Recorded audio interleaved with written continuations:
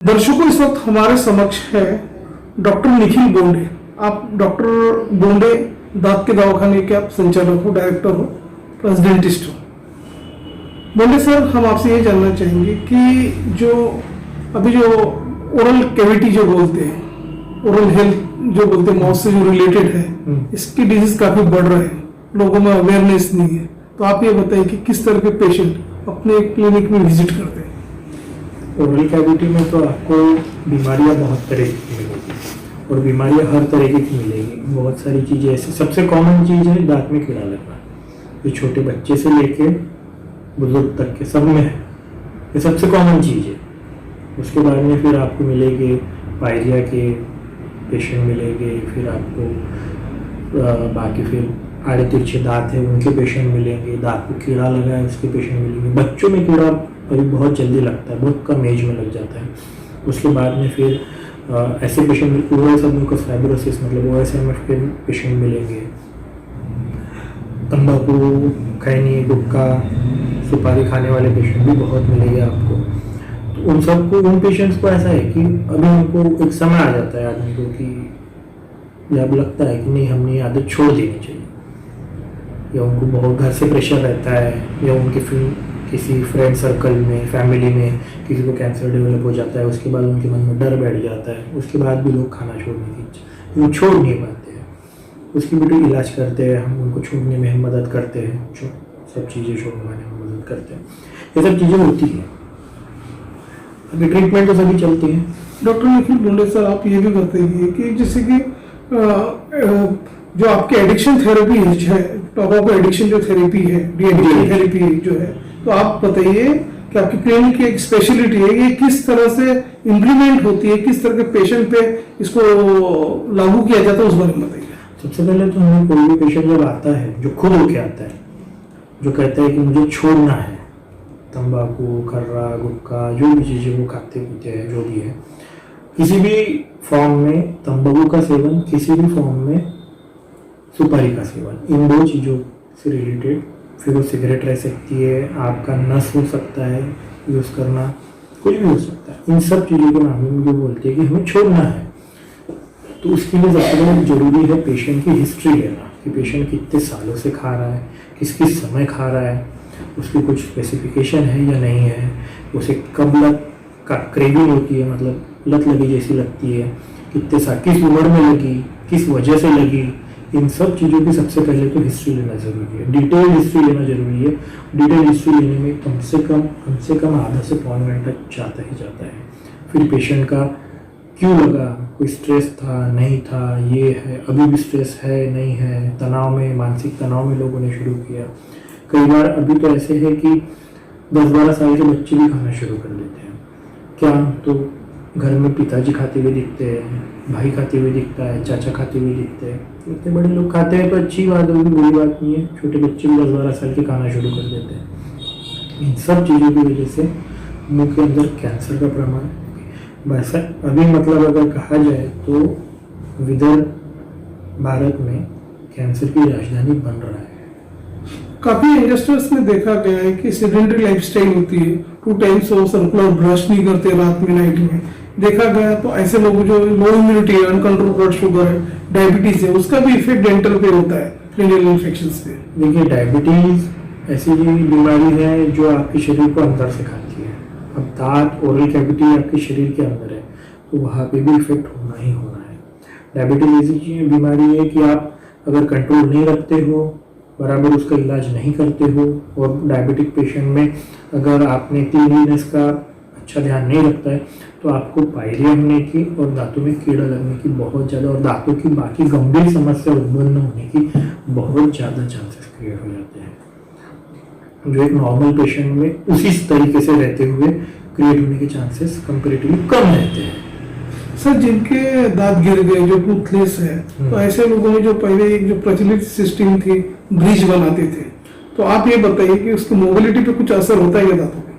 देखिए, आप अगर आप बोल रहे हो कि दांत गिर गया या निकालना पड़ा किसी भी वजह से, मतलब ऐसा दांत जो बच नहीं सकता था, तो उसे निकालना पड़ता है। अब अगर वो तकलीफ दे रहा है दांत तो उसे निकालना पड़ेगा, या पहले से दांत हल रहे थे और निकल गए। अब इस कंडीशन में आपके पास 3 लाइन ऑफ ट्रीटमेंट आज के समय पे अवेलेबल है। एक होते हैं निकालने पहनने वाले दांत, जो पार्शियल मतलब कुछ ही दांतों पूरते मर्यादित रहते हैं, उसमें कुछ नकली दांत और कुछ में नेचुरल टीथ रहते हैं। तो नेचुरल टीथ का सपोर्ट लेके आर्टिफिशियल टीथ प्रिपेयर किए जाते हैं और वो निकालने पहनने वाले होते हैं, उन्हें रिमूवेबल पार्शियल डेंचर कहा जाता है, आरपीडी। लेकिन ये लॉन्ग टर्म के हिसाब से बहुत सक्सेसफुल लाइन ऑफ ट्रीटमेंट नहीं मानी जाती है। फिर रहा आपका फिक्स पार्शियल डेंचर मतलब एफपीडी, मतलब जिसे हम कहते हैं फिक्स दांत, ब्रिज, क्राउन, ब्रिज, ये सब फिक्स दांतों के इसमें आता है, एफपीडी में आता है।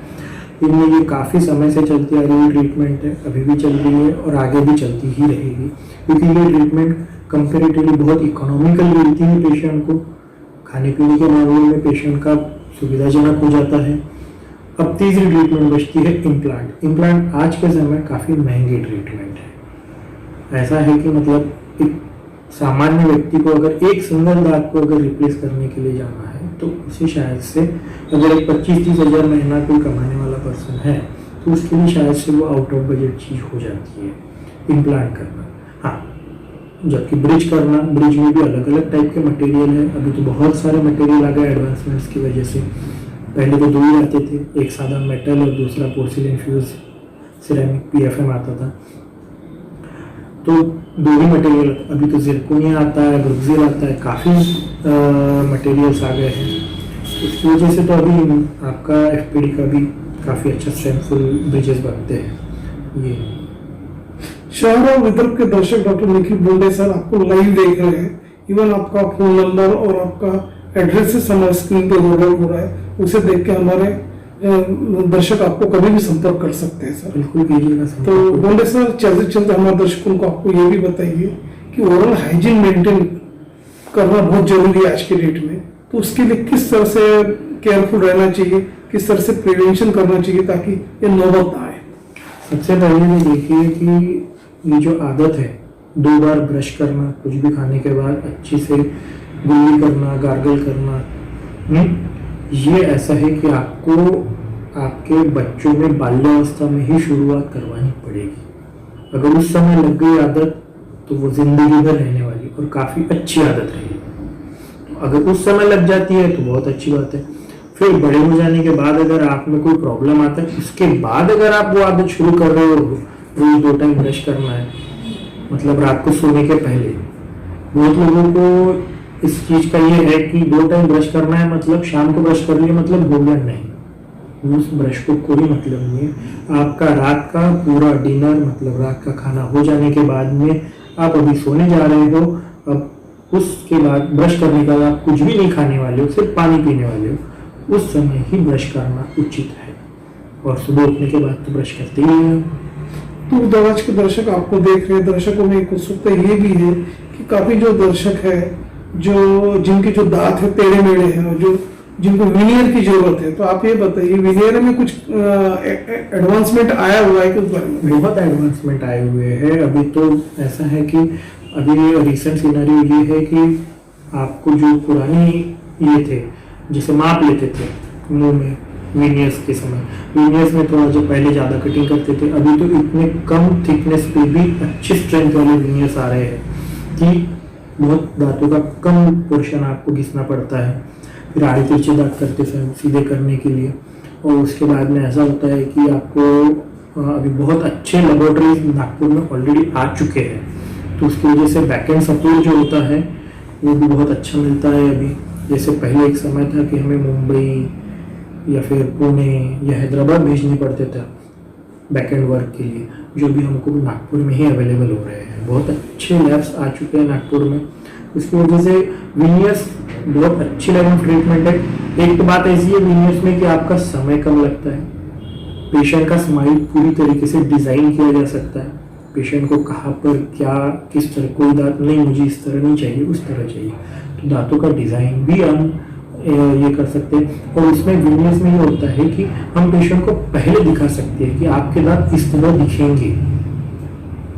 दूर दराज के दर्शक डॉक्टर निखिल सर आपको लाइव देख रहे हैं, हमारे दर्शकों को आप ये भी बताइए कि यदि वे दर्शक आपके क्लिनिक में विजिट करते हैं तो आप ये बताइए कि किस तरह के फैसिलिटीज, किस तरह के इम्यूनिटीज, क्या लाइन ऑफ ट्रीटमेंट अपने क्लिनिक में अवेलेबल, उस बारे में आप बताइए। नहीं, मेरे यहाँ पे तो जनरल डेंटिस्ट्री से रिलेटेड सभी लाइन ऑफ ट्रीटमेंट होती है। रेगुलर लाइन ऑफ ट्रीटमेंट होने में कोई भी ये नहीं है, सभी लाइन ऑफ ट्रीटमेंट होता है हमारे यहाँ पे। मतलब सबसे बेसिक चीज दांत निकालना, दांत सफाई करना से लेके सबसे एडवांस चीज विनियर्स वगैरह सब कुछ किया जाता है ऐसा है। और हमारा स्पेशल फोकस है टोबैको डी एडिक्शन के ऊपर, हम उसके ऊपर ज़्यादा फोकस करते हैं। जैसे कि बोंडे सर आपने बताया हुआ है कि आपकी क्लिनिक में इस तरह की फैसिलिटीज अवेलेबल है, किस तरह अपने टिप को ये रखा, हेल्दी रखा जाए, किस तरह उसको मेंटेन किया जाए, ये सारी जानकारी आपने हमारे चैनल में साझा की, उसके लिए सर आपका धन्यवाद।